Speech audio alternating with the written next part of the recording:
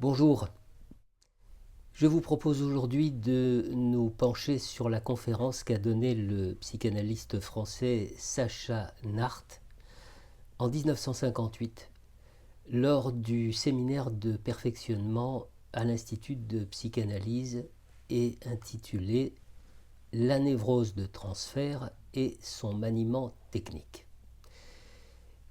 Sacha Nart nous offre là un texte fondamental qui peut éclairer le jeune analyste sur les difficultés du maniement et faire également office de rappel précieux pour les plus anciens.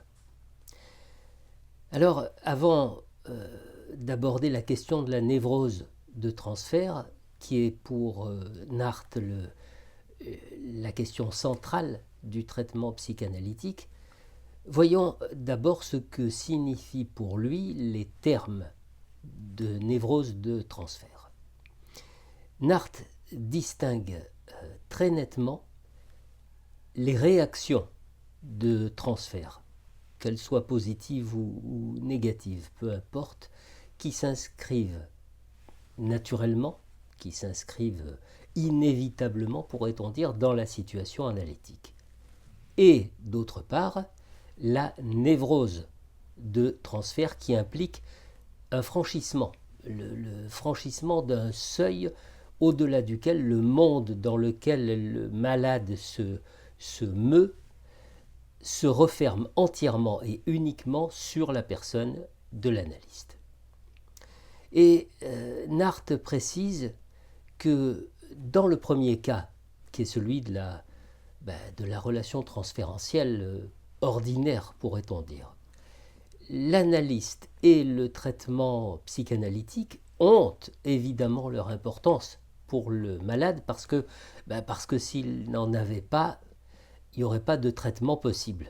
Bon, disons que la personne du psychanalyste et l'importance accordée au traitement donnent comme une espèce de coloration nouvelle à l'existence du malade, suscite un intérêt de sa part, sa curiosité, et peuvent même occuper une place privilégiée dans sa vie. Mais, nous dit Nart, cette vie continue néanmoins à puiser son aliment à l'extérieur.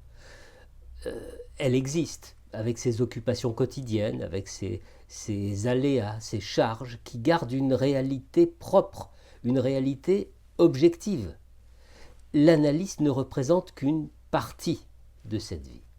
Il occupe, nous dit Nart, un certain domaine où il est peut-être roi, mais où il n'occupe pas l'univers tout entier.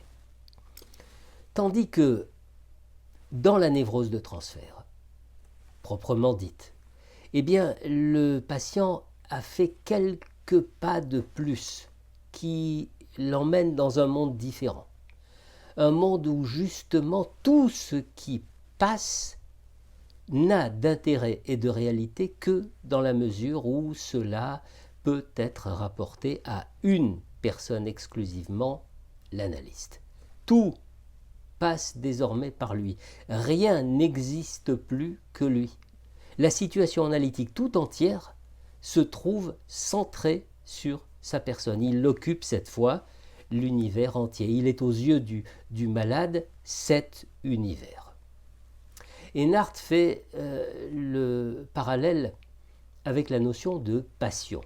Il va même jusqu'à affirmer que la passion n'est elle-même qu'une sorte de relation transférentielle, mais d'une haute, très haute densité. Comprenons donc que la relation transférentielle ordinaire, normale, dirons-nous, n'occupe, selon l'auteur de la conférence, que partiellement la vie du sujet, tandis que la névrose de transfert propose un envahissement total. Parmi les auteurs qui se sont préoccupés de ce problème, de cette question, Freud, d'abord, et beaucoup d'autres, jugent que le transfert et la névrose de transfert ne font que reproduire, en les transposant, la névrose infantile et les relations que l'enfant a entretenues avec son entourage. C'est-à-dire qu'ils exprimeraient non seulement le retour sans cesse poursuivi de ce qui a été jadis, mais souvent aussi l'accomplissement de ce qui, pour l'enfant, aurait dû être, aurait pu être. Et Narth précise, les relations transférentielles tentent de donner une vie réelle à des fantasmes qui ont jadis obstinément occupé le psychisme de l'enfant. Elles sont une tentative de réalisation de quantité de vieux rêves inconscients, agréables ou malheureux. Fin de citation.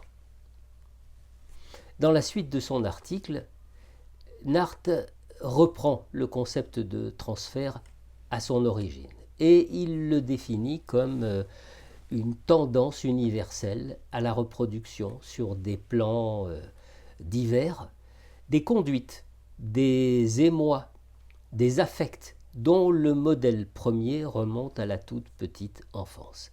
C'est le transfert d'émois et d'affects de Freud, auxquels viendraient s'ajouter des traits caractériels élaborés par les défenses du moi. Quand on lit les études sur l'hystérie, on note que dans chacune des observations publiées, Freud manifeste son intérêt pour le fait transférentiel. Mais bien évidemment, c'est le cas Dora qui historiquement est le plus important quant à la place désormais accordée au transfert dans la situation analytique. On y trouve une définition parfaitement claire du concept de transfert selon Freud. Que sont ces transferts ? Écrit Freud. Ce sont de nouvelles éditions. Ce sont des copies, des tendances et des fantasmes qui doivent être rendus conscients par les progrès de l'analyse et dont le trait caractéristique est de remplacer une personne antérieurement connue par la personne du médecin. Autrement dit, un nombre considérable d'états psychiques antérieurs revivent, non pas comme des états passés, mais comme rapport actuel avec la personne du médecin. Fin de citation. Dans un article intitulé Remémoration, répétition et élaboration, Freud écrit également que le malade répète tout ce qui, émané des sources du refoulé, imprègne déjà toute sa personnalité, ses inhibitions, ses attitudes inadéquates, ses traits de caractère pathologiques. Il répète également pendant le traitement tous ses symptômes. Et nous pouvons observer, écrit Freud, qu'en mettant en évidence cette compulsion à répéter, nous n'avons découvert aucun fait nouveau. Nous avons seulement acquis une conception plus cohérente de l'état de choses. Nous constatons que l'état morbide de l'analysé ne saurait cesser dès le début du traitement et que nous devons traiter sa maladie non pas comme un événement du passé, mais comme une force actuellement agissante. C'est fragment par fragment que cet état morbide est apporté dans le champ d'action du traitement, et tandis que le malade le ressent comme quelque chose de réel et d'actuel, notre tâche consiste principalement à rapporter ce que nous voyons au passé. Fin de citation. Plus tard encore, cette fois dans les conférences d'introduction à la psychanalyse, Freud aborde de nouveau le problème du transfert et il insiste sur le fait qu'il serait totalement déraisonnable de penser que la névrose du malade en traitement a cessé d'être un processus actif. Elle a seulement modifié son point d'impact. C'est dans la relation transférentielle qu'elle porte désormais tout son poids. Et c'est pourquoi on voit souvent le malade abandonner les symptômes de sa névrose. Celle-ci s'exprime désormais sous une autre forme, grâce au transfert, qui représente une réédition camouflée de l'ancienne névrose. L'avantage, c'est que celle-ci pourra beaucoup mieux être, comme l'écrit Freud, saisie sur le vif et élucidée, puisque le thérapeute lui-même en représente cette fois le centre. On peut dire, écrit Freud, qu'on n'a alors non plus affaire à la maladie antérieure du patient, mais à une névrose nouvellement formée et transformée qui remplace la première. Et il ajoute plus loin, surmonter cette nouvelle névrose artificielle, c'est supprimer la maladie engendrée par le traitement. Ces deux résultats vont de pair. Quand ils sont obtenus, notre tâche thérapeutique est terminée. Freud exprime ici on ne peut plus clairement le fait que pour lui, la fin de la cure et sa réussite dépendent de la possibilité de résoudre la névrose de transfert. Ferenczi aussi s'est penché sur le transfert dans un article intitulé « Introjection et transfert ». Il y voit un type particulier, un type spécifique de déplacement d'affect qu'on retrouve dans toutes les relations des névrotiques avec leur entourage. Et Ferenczi insiste sur le rôle défensif que joue le transfert. Il écrit « C'est une particularité remarquable que possède la névrose de transférer ses affects d'amour et de haine de son inconscient sur la personne du médecin en les renforçant. Le patient cherche à éviter par là la connaissance de son propre inconscient. » Encore plus tard, dans un livre publié avec Otto Rank, Le développement de la psychanalyse, Ferenczi toujours voit également le transfert comme une réplique de la situation libidinale de l'enfance. Freud a toujours insisté sur le caractère spontané du phénomène de transfert. Pour lui, et dès le début, la cure ne crée pas les transferts. Elle les met simplement en évidence. Et il écrit dans son autobiographie « Le transfert est simplement découvert et isolé par l'analyse. C'est un phénomène universel de l'esprit humain qui apparaît dans chaque traitement analytique sans aucune activité de la part de l'analyste. » Et il écrit encore dans la dynamique du transfert que la névrose du transfert n'est pas imputable aux effets du traitement, mais à la seule névrose du patient. Et Nacht, dans sa conférence, ajoute très justement que l'analyste n'a pas besoin d'intervenir pour qu'apparaisse la névrose de transfert. Il suffit, dit-il, qu'il la laisse venir. Eh bien, nous retrouvons chez Ferenczi la même conviction selon laquelle le transfert est un processus spontané. Il écrit « Le transfert analytique apparaît spontanément. L'analyste doit seulement veiller à ne pas troubler ce processus. » Alors, évidemment, on entend que ce seulement veiller à ne pas troubler ce processus devrait ne pas être pris à la légère et nous faire réfléchir à l'attitude intérieure idéale, pourrait-on dire, de l'analyste pour que celui-ci puisse être sûr de ne troubler ce processus en aucune façon, ni consciente, ni inconsciente. Un autre analyste, Rado, exprime la même opinion que Ferenczi. L'analyste ne fait rien pour favoriser l'apparition de la névrose de transfert. Il se contente simplement d'en observer le développement et puis il l'utilise pour parfaire la cure. Donc, voyez-vous, nous constatons sur ce point précis une certaine unanimité des auteurs contemporains de Freud qui ont traité la question. Quant aux auteurs plus récents, et je vous rappelle que nous sommes dans les années 1950, leurs opinions sont beaucoup plus nuancées. Leur assentiment, pourrait-on dire, est beaucoup plus réticent.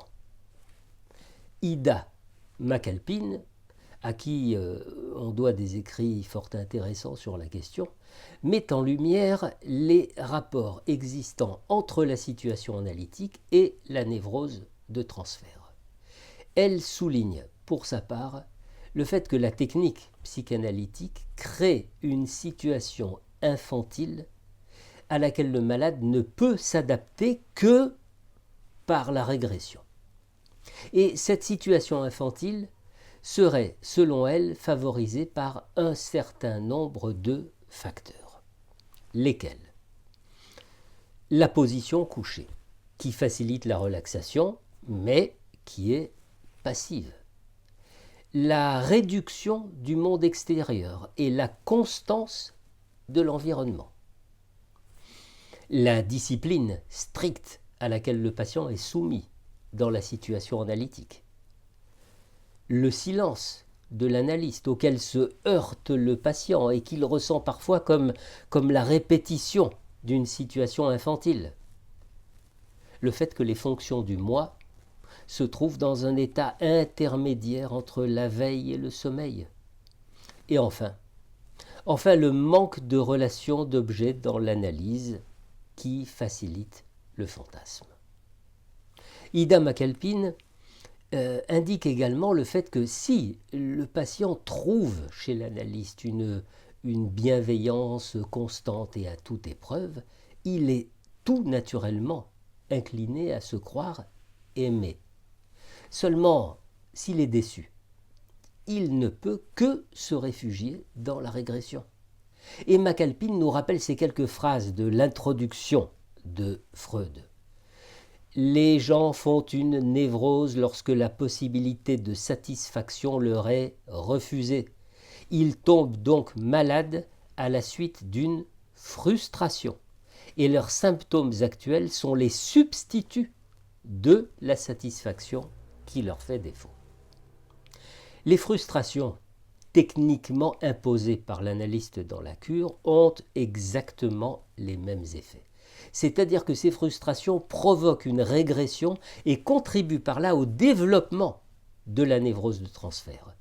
Et Narth ajoute que les gratifications intempestives et inconsidérées peuvent avoir des conséquences semblables. En conclusion, Ida McAlpin pense que l'idée de la spontanéité du transfert n'est pas défendable.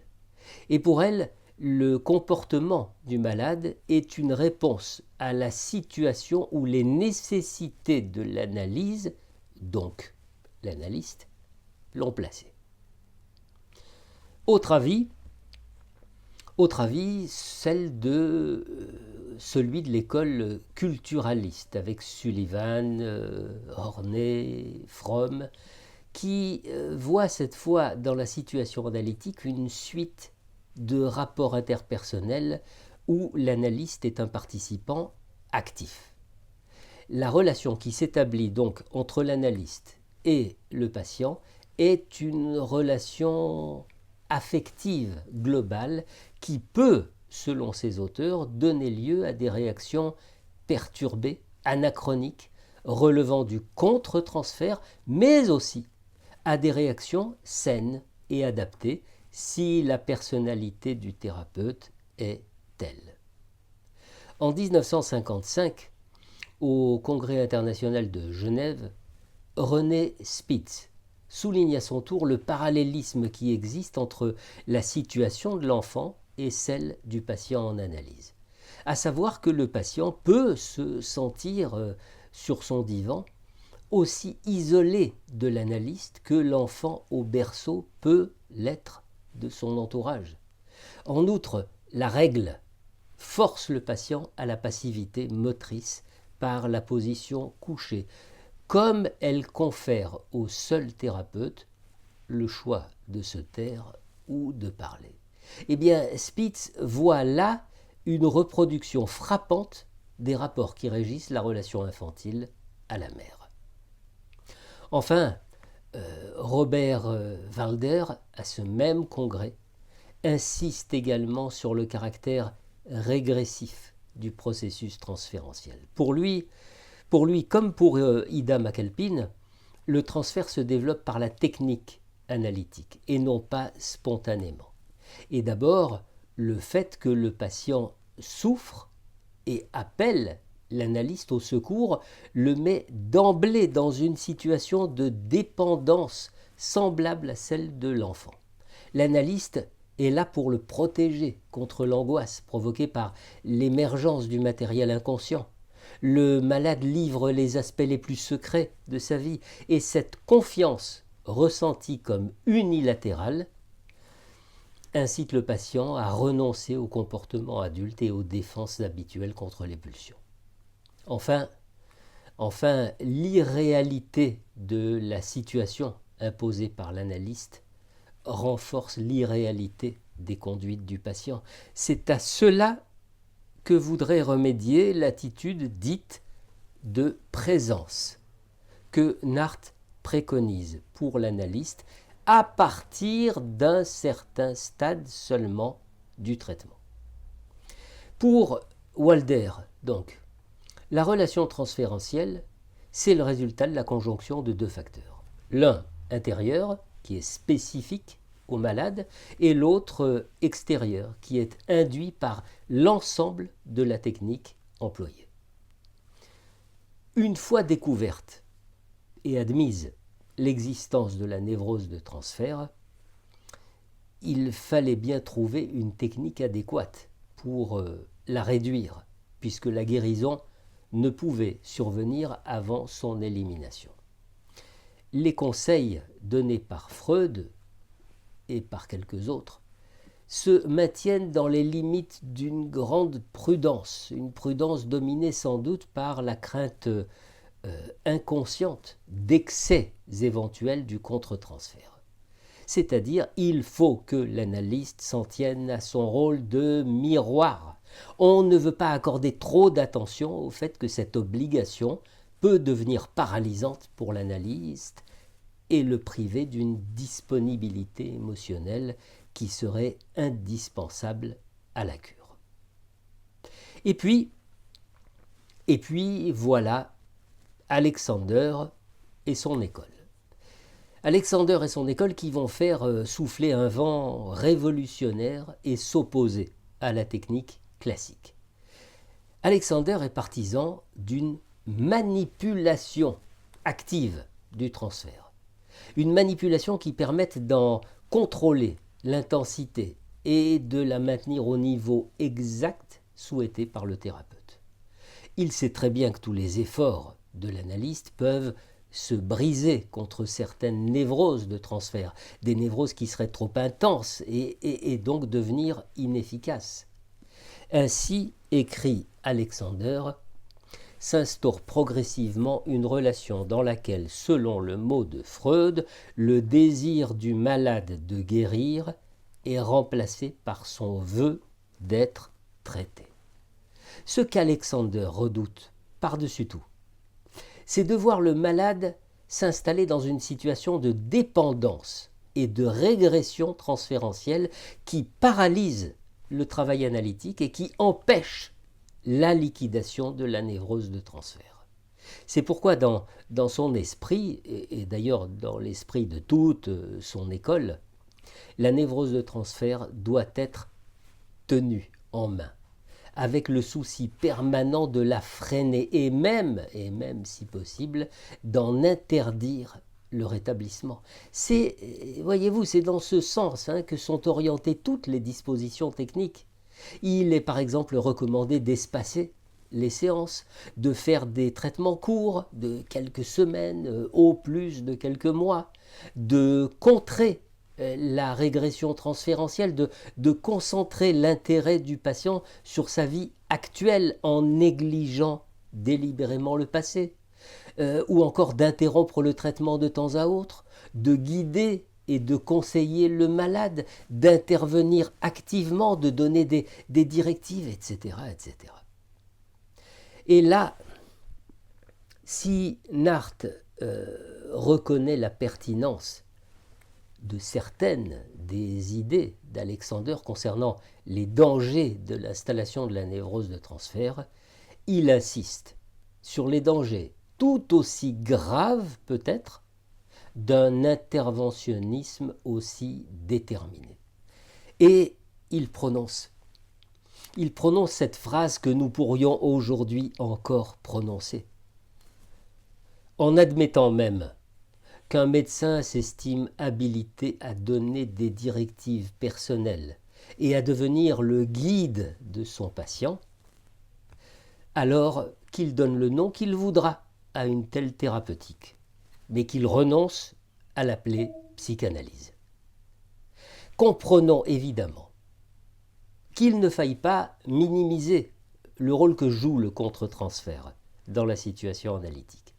Mais il semble justement que le souci majeur de l'analyste doive être de le contrôler, de le tenir bien en main, afin de l'empêcher, par des manifestations inopportunes, de provoquer des réactions en chaîne chez le patient et de bouleverser de cette façon le caractère particulier de la situation analytique, indispensable à la saine évolution de la cure. Conclusion de Narth. Pour ce qui est de l'école d'Alexander, on peut rendre hommage à ses intentions sûrement excellentes et partager son légitime souci d'abréger la cure, de la rendre à la fois plus rapide et plus efficace. Mais il est à craindre que les remèdes qu'il préconise ne soient pires que le mal. À vouloir arriver trop vite, on risque de n'arriver jamais. Je n'ose imaginer, dit-il, la terrible cacophonie que deviendrait la plupart des analyses si chacun de nous, laissant s'épanouir en lui les réactions de contre-transfert afin de pouvoir les utiliser comme outils, s'avisait en outre de s'ériger en guide et conseiller personnel de chacun de ses malades. À ce point de sa conférence, Narth fait une remarque très pertinente.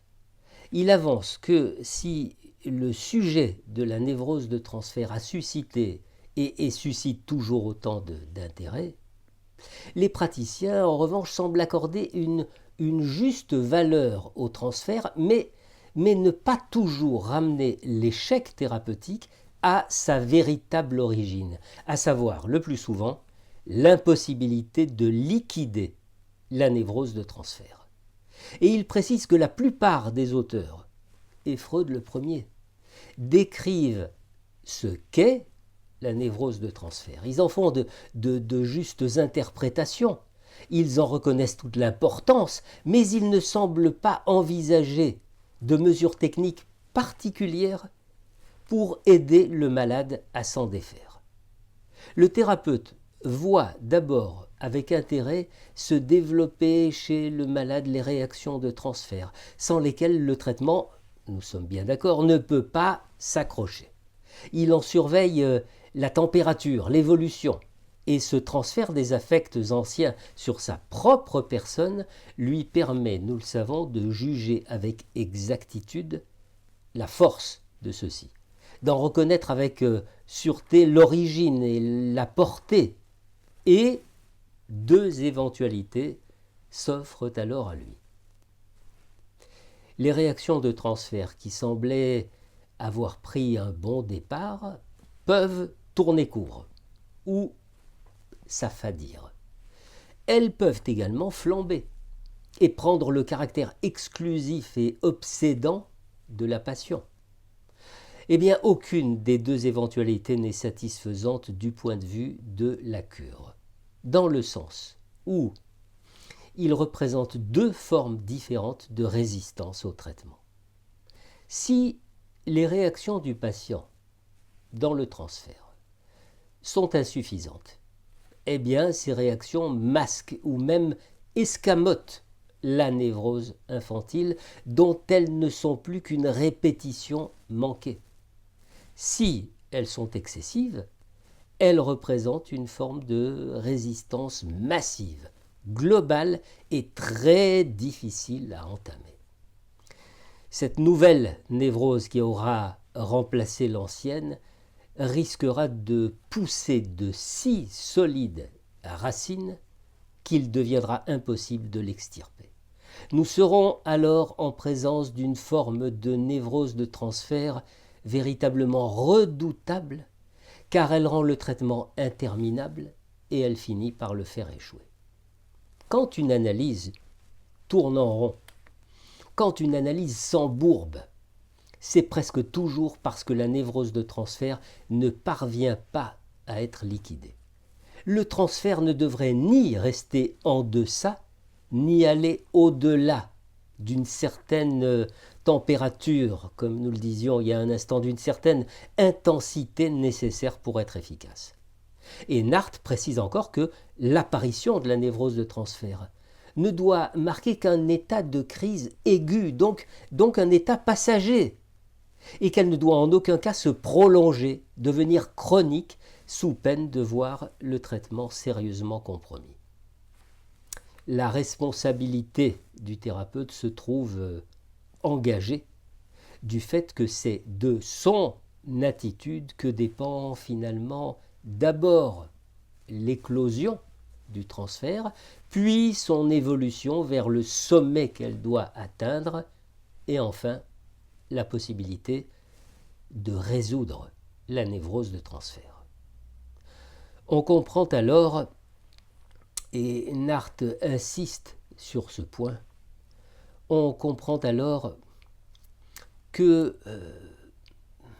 il est indispensable de respecter dès le départ l'attitude de neutralité prescrite à l'analyste, c'est-à-dire de se présenter comme une surface lisse, n'offrant aucune prise à un transfert excessif, contrairement à ce que préconise Alexander. Et Nart précise que n'est pas toujours neutre qui veut ou qui croit l'être. Nous ne nous méfierons jamais assez de nous-mêmes, dit-il, ni de ce qui peut affleurer de notre propre inconscient dans notre attitude contre-transférentielle. Et donc, une névrose de transfert tenace, selon Nart, ne saurait être imputable au seul malade ni au seul médecin. Pour lui, la névrose de transfert, c'est le résultat d'une relation inconsciente particulière qui s'établit entre l'analyste et le patient. Une relation faite d'échanges et de réactions mutuelles auxquelles l'un et l'autre inconsciemment trouvent leur compte.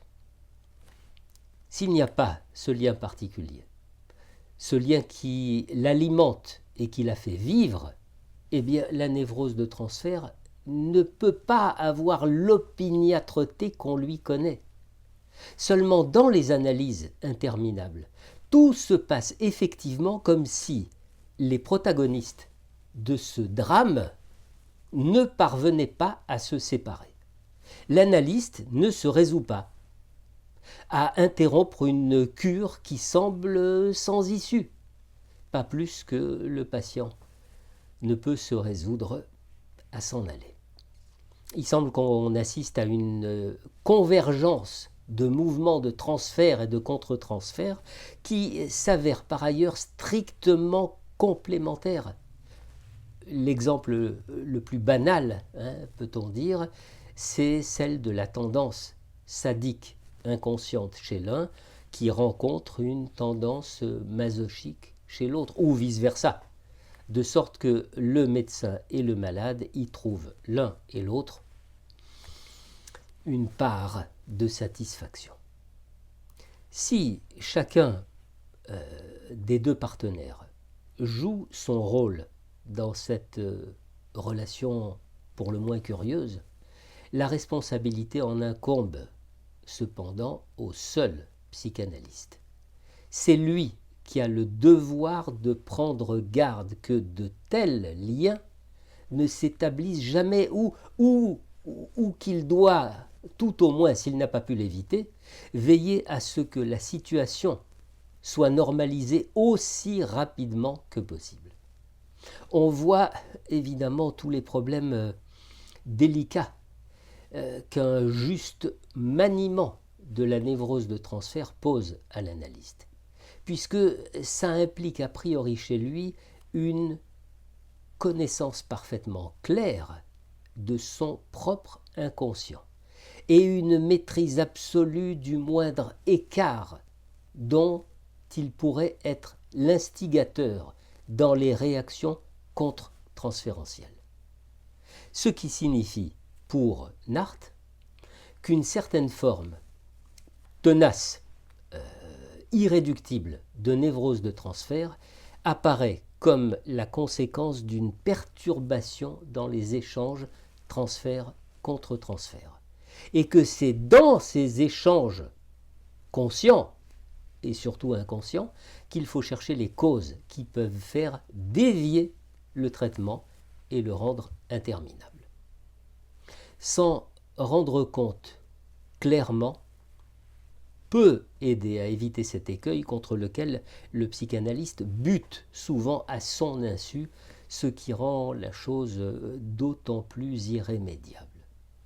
D'une manière générale, on peut dire que tout écart de l'attitude de stricte neutralité chez l'analyste fausse l'ensemble relationnel malade-médecin et peut conduire l'analyse à une impasse.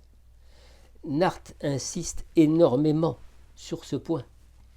Nous ne devons donner libre cours à aucune de nos tendances personnelles dans l'analyse, dit-il, qu'elles soient positives ou négatives, sous peine d'amener de graves perturbations.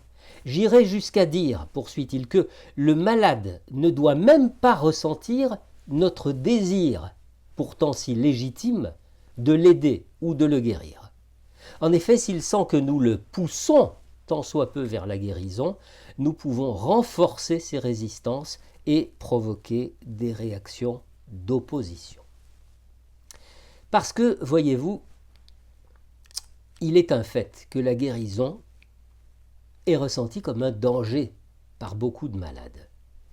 Pour celui chez qui la peur de la castration, par exemple, n'a pas encore été éliminée, ou du moins apaisée, la perspective de guérison est source d'angoisse et ne peut qu'accentuer ces symptômes. Le psychanalyste qui veut le guérir, c'est pour son inconscient celui qui lui fait courir le danger de castration. Et donc il va prendre une attitude passive masochique, particulièrement propice à l'éclosion d'une névrose de transfert du type le plus tenace qui soit.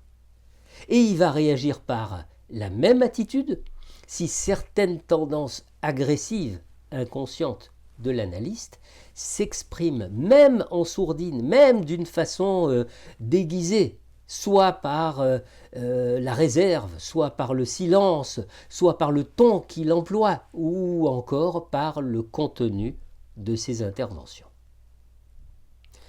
Dans une nouvelle partie de sa conférence, Sacha Nacht évoque sa propre expérience. Une expérience qui l'a amené, dit-il, à faire parfois de surprenantes constatations et à réviser certaines notions bien établies.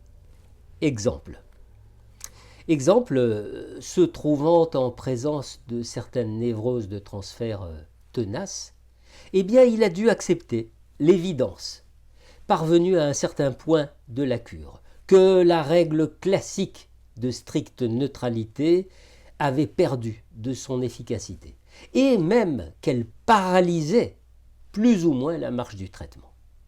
La neutralité était devenue une sorte de routine qui permettait au patient de s'ancrer tranquillement dans la névrose de transfert. Et donc, Nacht en vient à la conclusion qu'il peut être opportun, lorsqu'une phase avancée du traitement est atteinte, et seulement dans ce cas-là, de modifier dans une certaine mesure la règle de neutralité absolue. Parce que son maintien trop rigide risque de se retourner contre le but poursuivi. Il l'explique. Lorsque les points de fixation libidinale ont été appréhendés, lorsque la reconstitution des moments traumatisants a été faite et refaite. Donc, quand le travail d'élaboration a eu lieu, le sujet devrait se détacher progressivement à la fois de son analyse et de son analyste et effectuer petit à petit des investissements plus adaptés dans sa vie personnelle. Seulement, il arrive que les choses ne se passent pas ainsi. Et la cause en est toujours une difficulté insurmontable à liquider le transfert. Selon Narth, cet écueil serait évitable si le psychanalyste savait reconnaître à temps le moment précis où un changement discret mais résolu s'impose dans sa propre attitude. Ce moment précis, c'est celui où le malade hésite à abandonner définitivement le monde infantile pour affronter le réel en adulte. Et à propos de ce moment-là, Narth s'adresse à chacun de nous pour nous rappeler combien il est émouvant ce moment-là pour l'analyste. Parce que l'on sent le malade juste au bord de la guérison, mais que l'on ne peut pas pour autant l'y pousser davantage. Cet instant est décisif, nous dit Narth, parce que si l'analyste continue à interpréter, il va maintenir le sujet hors du contact avec la réalité. Beaucoup d'analystes, dit-il, ont le tort d'opposer de manière trop tranchée le plan fictif ou irréel de l'analyse à celui de la réalité tout court. C'est-à-dire qu'il n'accorde qu'un contenu imaginaire à la situation analytique, alors que celle-ci participe simplement d'un ordre de réalité différent du plan de la vie ordinaire. C'est-à-dire que tout n'y est pas que pure fiction. Le changement d'attitude qui est préconisé alors chez le thérapeute par Narth n'a rien à voir, je le précise tout de suite, ni avec l'attitude active conseillée par Sándor Ferenczi, ni avec l'interventionnisme délibéré d'Alexander. Il faut cependant distinguer neutralité et passivité. Il s'agit pour le thérapeute de devenir présent. Présent d'une autre manière, c'est-à-dire de ne plus demeurer pour le malade le miroir qui lui reflète tout ce qu'il lui présente, ou le personnage plus ou moins mythique incarnant ses fantasmes. Il faut bien comprendre que jusqu'ici, l'analyste n'a jamais été inséré dans le réel par le patient. Maintenant, il faut l'aider à réaliser cette insertion. Et le thérapeute ne peut le faire qu'en s'intégrant doucement dans la réalité extérieure, dans la réalité objective. C'est vers le contact avec cette réalité qu'il faut désormais orienter le patient en procédant à un changement d'attitude graduel, un changement d'attitude très nuancé. Ça signifie que les interprétations de l'analyste vont désormais porter de plus en plus sur le monde réel et de moins en moins sur le monde clos du transfert. Plus l'analyste va s'ancrer dans la réalité, plus vite il quittera le champ affectif du patient. Moins il se prêtera aux investissements fantasmatiques du sujet et mieux il le conduira vers des investissements réels. Cet apprentissage des réinvestissements, c'est quelque chose de capital pour le patient. Or, si l'analyste persiste dans une attitude de stricte neutralité, cette attitude a de fortes chances d'être utilisée par le patient pour recourir indéfiniment à des investissements régressifs. Par contre, si le changement d'attitude souhaitable se produit exactement au moment où le monde irréel dans lequel vit le malade commence à montrer des fissures, eh bien cette orientation nouvelle va avoir pour avantage de faire tarir les sources de satisfaction que le patient trouvait encore dans la relation analytique. L'évolution du sujet vers une heureuse liquidation du transfert peut lui être rendue de cette façon plus aisée. Le psychanalyste suivra donc avec une grande attention la tournure nouvelle que prennent les choses, en se tenant constamment en éveil pour pousser ses avantages et éviter de possibles retours en arrière. Alors, eh bien, il va établir des relations moins figées, moins artificielles entre le patient et lui. Il n'est plus un être mythique. Il est un homme ou une femme bien ancré dans la réalité, un adulte en face d'un autre adulte. Désormais, il va remplacer ses interprétations par des interventions simples, directes, aussi brèves que possible, exprimant en quelques mots l'essentiel. Eh bien, voyez-vous, s'il intervient ainsi au moment juste, au moment opportun, il va peu à peu détourner le patient du champ clos de l'analyse, champ clos synonyme de sécurité passée. Et il va ramener constamment son attention vers la vie réelle que le patient doit maintenant investir, qu'il doit affronter et dans laquelle il doit trouver sa place. Alors question, de quelle façon? Par quoi passe ce but? Narth propose de bouleverser le rituel des séances, de modifier le rythme de celles-ci, de les espacer, de leur ôter tout caractère immuable, de remplacer parfois pour le patient la position allongée par la position assise. Le dialogue patient-analyste va prendre ainsi un caractère différent. Bref, comprenons qu'il s'agit de créer du mouvement. Il s'agit pour l'analyste de démythifier son propre personnage, d'être présent, mais d'être présent autrement. Il s'agit d'assouplir les règles, de doser avec beaucoup de finesse le niveau des frustrations. Finalement, voyez-vous, si certains malades supportent mal la frustration imposée, ils ne supportent guère mieux la gratification.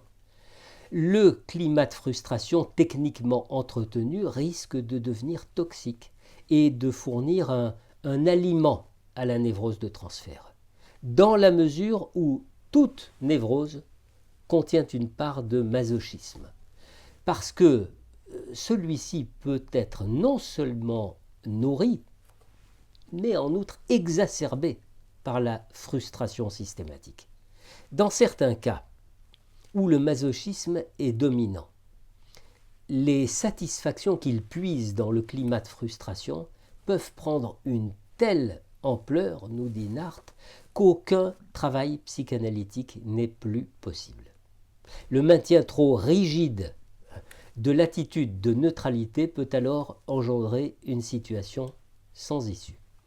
La névrose de transfert puise des forces, et des forces sans cesse renouvelées dans la situation analytique, et bien dans ce cas-là, l'analyse devient interminable. C'est carrément l'échec thérapeutique. Et Narth évoque certains cas, selon lui assez rares tout de même, où le patient a été marqué très tôt dans son existence par des traumatismes particulièrement graves, des traumatismes dus à une situation d'abandon ou à des frustrations d'une exceptionnelle sévérité. Son inconscient, nous dit Narth, est alors dominé par une peur de la castration extrêmement forte et tenace dont il est très difficile de venir à bout. On constate, poursuit-il, chez ces patients une exigence de réparation si invincible que parfois seule une attitude de gratification serait susceptible de venir à bout des résistances. Rien d'autre ne peut assouvir leurs besoins de réparation et nulle autre personne au monde que l'analyste, en tant que substitut parental, ne peut réparer le mal qui a été fait, comme si la blessure ne pouvait être guérie que par celui-là même qui l'a infligée. Là aussi, précise Narth, si le psychanalyste s'enferme dans sa neutralité, s'il maintient indéfiniment le climat de frustration, il va constamment buter contre une extrême agressivité, toujours sous-jacente, toujours prête à se mobiliser contre lui et à contrecarrer, sinon à anéantir son action. Et Narth précise que ce qu'il entend par la possibilité d'avoir recours à une attitude de gratification, celle-ci, souligne-t-il, ne se manifestera ni par des paroles d'encouragement, ni par des marques particulières d'intérêt, ni par des échanges, quels qu'ils soient, qui se situeraient sur un plan émotionnel. Non, elle concernera uniquement certains aspects de la situation analytique. Par exemple, le thérapeute fera des interventions plus fréquentes, moins brèves. Il va prolonger peut-être le temps habituel des séances, il va augmenter de temps en temps leur nombre, ce qui va donner au patient l'impression de recevoir davantage de la part de l'analyste. Alors évidemment, on peut considérer que ces changements sont peu de choses en eux-mêmes et qu'ils donneraient de maigres résultats, sauf s'ils sont insérés dans un climat affectif différent. Et ce ne sont pas quelques dispositions techniques qui comptent en l'occurrence, c'est la qualité relationnelle sur laquelle elles viennent se greffer, qualité due à l'attitude profonde de l'analyste. Attitude que le patient ne peut pas ne pas percevoir. Attitude profonde, attitude authentique, parce qu'aucun faux semblant ne peut avoir de résultat bénéfique. Il s'agit, voyez-vous, il s'agit de sentir l'immense misère qui habite le patient et qui ne peut éveiller chez l'analyste qu'une compassion sincère. Alors seulement, le patient va trouver en l'analyste le bon objet qui lui a fait si cruellement défaut jadis. On comprend, et Narth insiste lourdement sur ce point, on comprend que la névrose de transfert ne sera liquidable que si le thérapeute a su renoncer à temps à une attitude trop stricte de neutralité.